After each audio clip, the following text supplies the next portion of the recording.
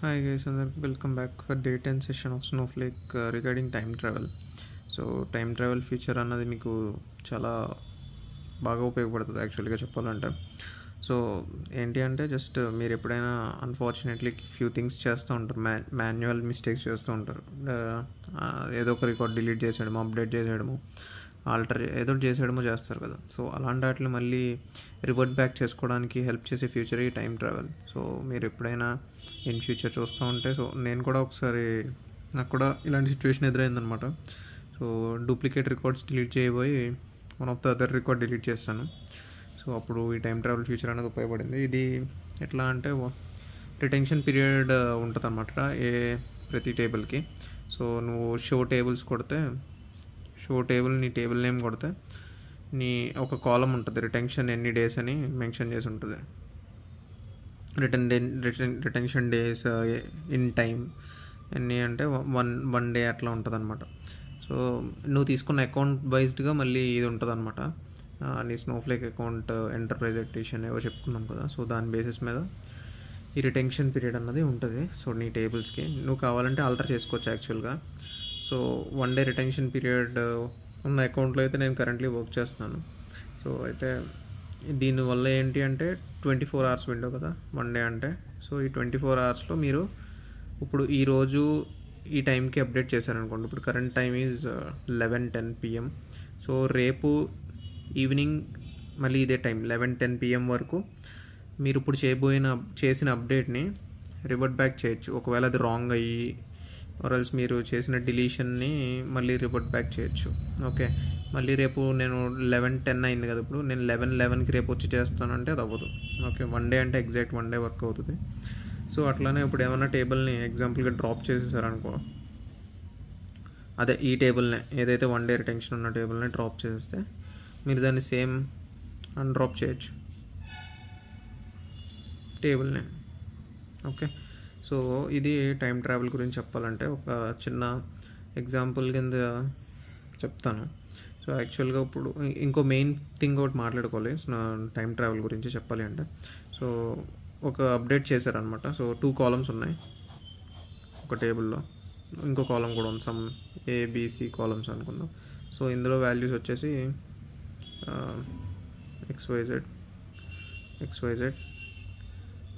ABC 1 2 3 some ఏమున్నాయి అనుకుందాం. Okay, so మీరు ఏం చేశారంటే ఏ కాలం మొత్తం అప్డేట్ చేస్తారు, set update table name set column A is equals to some XYZ బదులు మొత్తం ABC అదే ఇంకా కాలం మొత్తం ఏ వాల్యూస్ లేకపోతే ఇంకో వాల్యూస్ CDE. ఓకే, CDE అంటే ఇప్పుడు ఈ టేబుల్ ఎలా కన్వర్ట్ అవుతుంది, ఈరోజు చేస్తున్నారు ఇది. ఓకే, సో ఇప్పుడు చేసాను, అప్డేట్ చేస్తాను అనుకుందాం. CDE అని మారిపోతుంది, అవునా. ఇది 1 2 3 1 1 1 అని ఉంటుంది. Okay, ABC columns, right. So ఇప్పుడు మళ్ళీ ఇంకో అప్డేట్ రన్ చేశాను, update table set B column is equals to 5 అంటే ఇప్పుడు ఏమవుద్ది, ఇది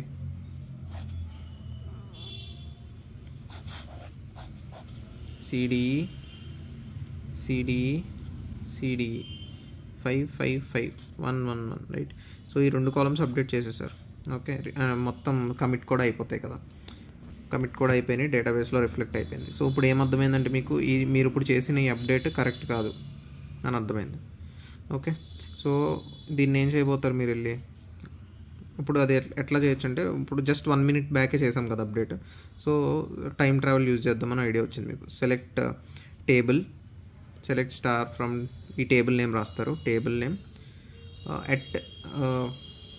ఎట్ అని చెప్పి ఆఫ్సెట్ అని ఇచ్చి, ఎట్ ఆఫ్సెట్ ఈ యారో మార్క్ లాగా వేయాలన్నమాట. యారో మార్క్ వేసి మైనస్ అంటే ఎన్ని సెకండ్స్ బ్యాక్ వెళ్ళాలనుకుంటున్నారు, 60 seconds అయితే -60, లేదు 2 minutes వెళ్ళాలా, -60 × 2, 3 అయితే 3, 4 అయితే 4, అట్లా ఎన్ని మినిట్స్ వెనక్కి వెళ్ళాలంటే అన్ని మినిట్స్కి మీరు చేస్తారు. జస్ట్ ఇప్పుడు 1 minute బ్యాకే నేను అప్డేట్ చేశాను కదా ఈ టేబుల్ని 5కి. సో ఇప్పుడు మీకు కనిపిస్తుంది, ఇప్పుడు డేటా ఎట్లా కనిపిస్తుంది అంటే 1 minute బ్యాక్ డేటా ఎట్లా ఉంటుంది, ఇట్లా ఉంది. ఓకే 2 minutes బ్యాక్ ఇట్లా ఉందనుకుందాం. Okay so 1 minute back data చూశారు. ఓకే నాకు ఇదే కావాలి, ఇది తప్పు అని అర్థమైంది, బీ కాలం అప్డేట్ చేయకూడదు.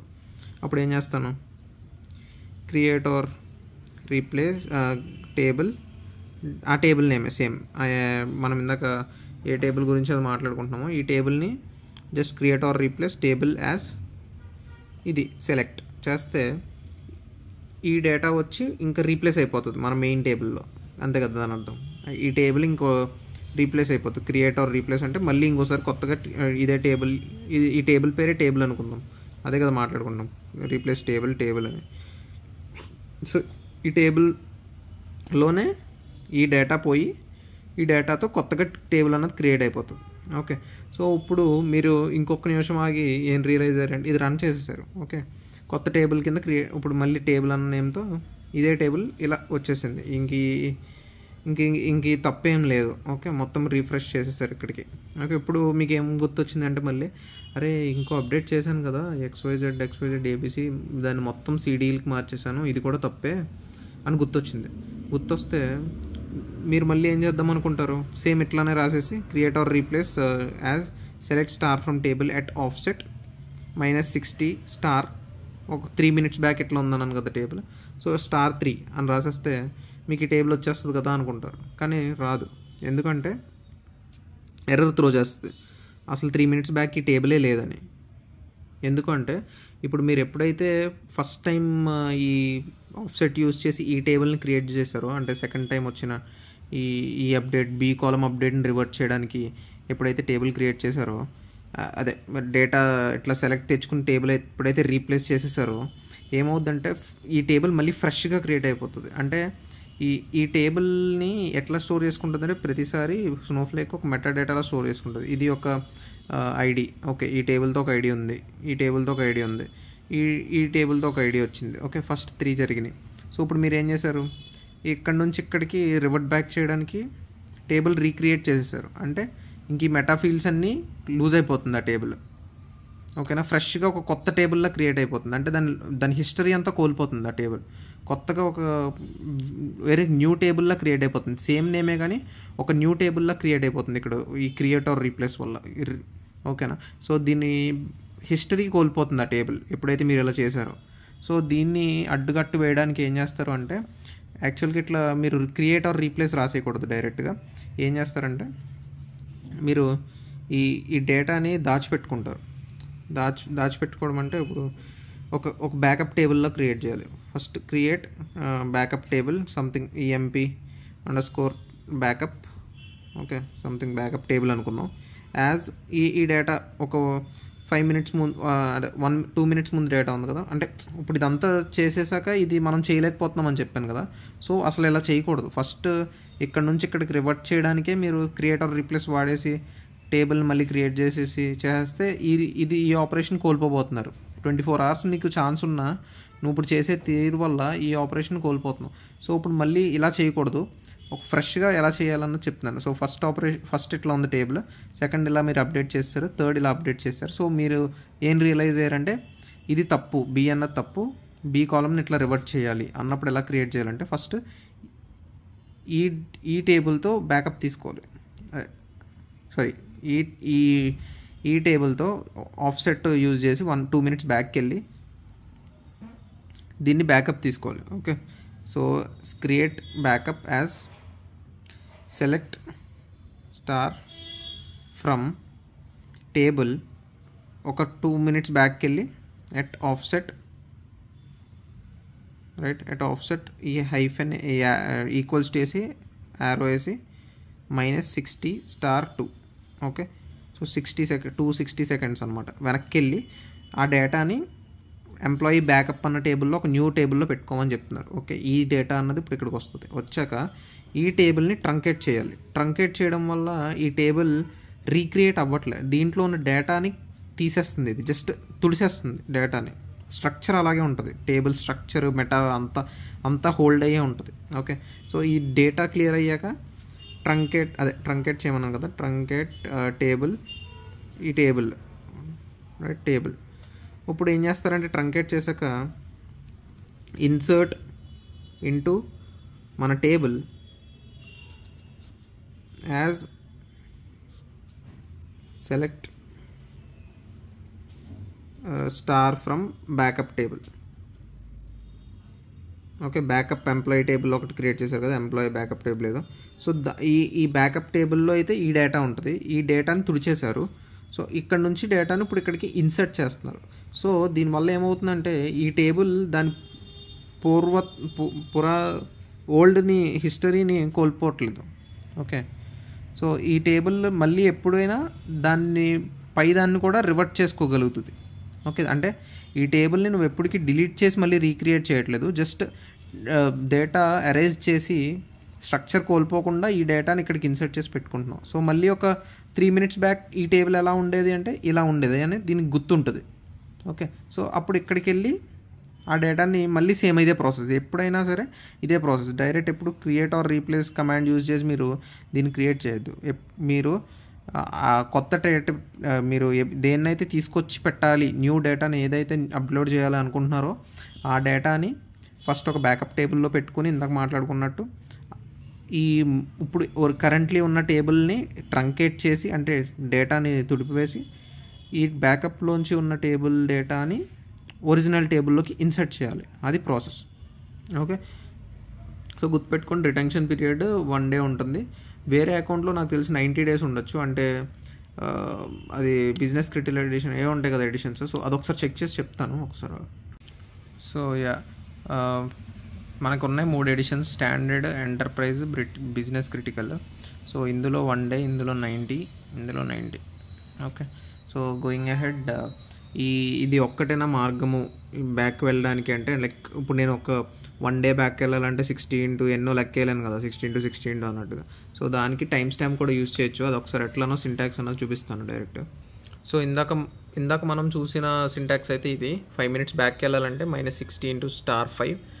జస్ట్ దీని మీద మీరు బ్యాకప్ టేబుల్ క్రియేట్ చేసుకుని డేటా పెట్టుకోండి. తర్వాత మెయిన్ టేబుల్లోకి ఇదే డేటాని బ్యాకప్ టేబుల్లోంచి ఇన్సర్ట్ చేయండి. సో టైం స్టాంప్ దగ్గరికి వెళ్ళాలి అంటే సేమ్ ఇంతే, ఆఫ్సెట్ బదులు time stamp.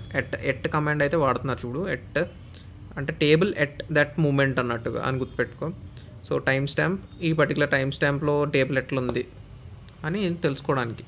Okay, and also one more method ఉంటుంది ఇది. సో ఇదేంటి అంటే బిఫోర్ అంటే ఎట్ అని చెప్పచ్చు, బిఫోర్ అని చెప్పచ్చు. ఎట్ అంటే ఆ పర్టికులర్ మూమెంట్లో ఎట్లుందని, బిఫోర్ అంటే ఆ పర్టికులర్ టైం స్టాంప్ కంటే ముందు ఎలా ఉందని. ఇక్కడ ఎట్ అంటే 5 minutes దగ్గర ఎట్లుంది, 5 minutes బిఫోర్ పెడితే 5 minutes కంటే ముందు ఎలా ఉంది. ఓకే, దాని డిఫరెన్స్. ఇక్కడ ఎట్ కూడా వాడచ్చు మీరు. టేబుల్ ఎట్ మీరు సపోజ్ ఒక అప్డేట్ చేశారు. ఓకే, సో ఇక్కడ బిఫోర్ ఎందుకు వచ్చిందనో చెప్తున్నాను. సో మీరు ఒక అప్డేట్ చేశారు, అప్డేట్ చేస్తే దానికి ఒక క్వెరీ ఐడి రన్ అవుతుంది, అవునా. సో మీరు ఆ అప్డేట్ని రివర్ట్ చేయాలనుకుంటున్నారు అంటే మీకు ఆ అప్డేట్ ముందు ఆ డేటా ఎలా ఉందని తెలిస్తే సరిపోతుంది కదా. సో మీకు తెలిసింది ఆ అప్డేట్ చేసినప్పుడు ఉన్న క్వెరీ ఐడి తెలుసు, ఎందుకంటే క్వెరీ హిస్టరీలోకి వెళ్తే మీరు ఎప్పుడైతే అప్డేట్ చేశారో ఆ క్వెరీని ఓపెన్ చేస్తే ఆ క్వెరీ ఐడి ఉంటుంది. సో ఆ క్వెరీ ఐడి పట్టుకొచ్చి సో నేను ఇది రన్ చేసేసాను, సో దీని ముందు డేటా ఎట్లా ఉంది అన్నదానికి బిఫోర్ యూజ్ చేసేటాడు. ఓకే, ఎట్ వాడితే ఇక్కడ ఉపయోగం ఉండదు, ఎందుకంటే అప్డేట్ జరిగిపోతుంది కాబట్టి. అప్పటికే బిఫోర్ వాడితే మీకు డేటా అన్నది ఎట్లా ఉందో తెలుస్తుంది.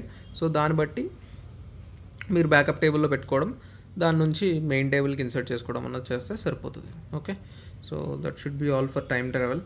సో ఇది ఇంట్రెస్టింగ్గా ఉన్నదని నేను అనుకుంటున్నాను టాపిక్. సో లైక్ చేయండి, వీడియో అయితే ఎక్కువ మందికి రీచ్ అవుతుంది, నేర్చుకుంటారు. వాళ్ళకి కూడా ఇలాంటిది అవసరమే అని చెప్తాను, ఎందుకంటే చాలామందికి వేరే డేటాబేసెస్లో ఈ ఫీచర్ కూడా ఉండదు. సో స్నోఫ్లేక్ ఇది ప్రొవైడ్ చేస్తుంది. స్నోఫ్లేక్లో వర్క్ చేస్తున్న వాళ్ళకి తెలియదు చాలామందికి కూడా, ఎందుకంటే నేను చూస్తున్నాను మా టీంలో కూడా. సో ఈ వీడియో వాళ్ళకి రీచ్ అయితే మేబీ తెలుసుకుంటారు కదా. So that's all, thank you, bye.